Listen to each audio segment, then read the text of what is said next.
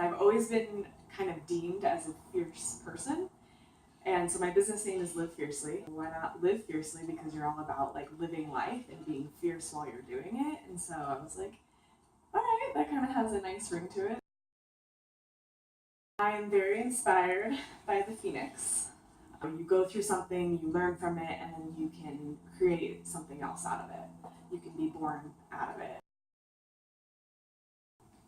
Fierce, for sure, at the top of the list. Strong,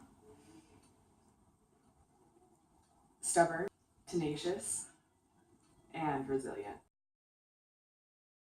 Years ago, I decided to start dancing. That honestly kind of was my biggest moment of transforming from one person into who I am now. I felt small. I felt like I expressed myself small. And then being able to go through this like transformation of being a dancer and being an exotic dancer, of just like having to expose myself physically, mentally, emotionally, and like go through that change and like rip away things and insecurities. A lot of people have a lot to offer, and I had tunnel vision. So I had a lot of rage and I had a lot of anger issues. Really, like my biggest thing was really understanding that I'm flawed and that I have so much to learn. Well, I went to school for sports conditioning and training, so that's what my bachelor's degree is in. But then I just started being in pain all the time.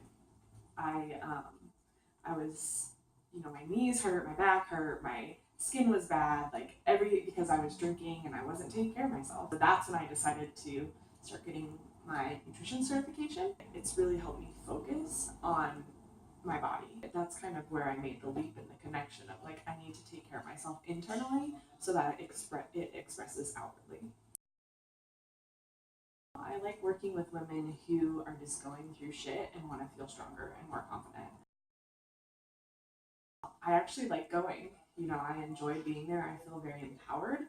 I feel very strong as a woman, and I think a lot of it is finding your voice. What matters is how you use your voice in that scenario. Like sex is, that's the issues even right now. Sex is such a huge part of society and of life. And when people ignore it, you have issues like rape and molestation and assaults and women being treated a certain way because they are women.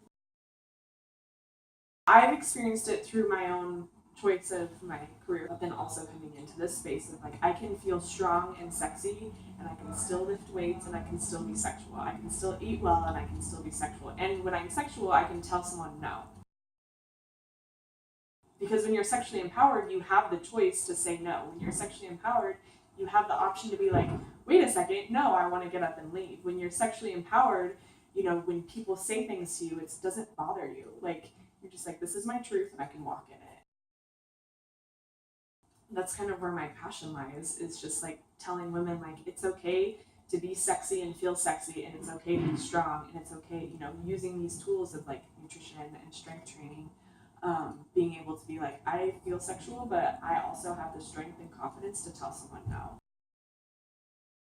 It's okay to say no, and like also like keep going, because there are so many times that I feel like when we're working towards a goal, or when we're working towards whatever we're working towards, and we're like in the shit, it's really, really hard to be like, it's really easy to give up.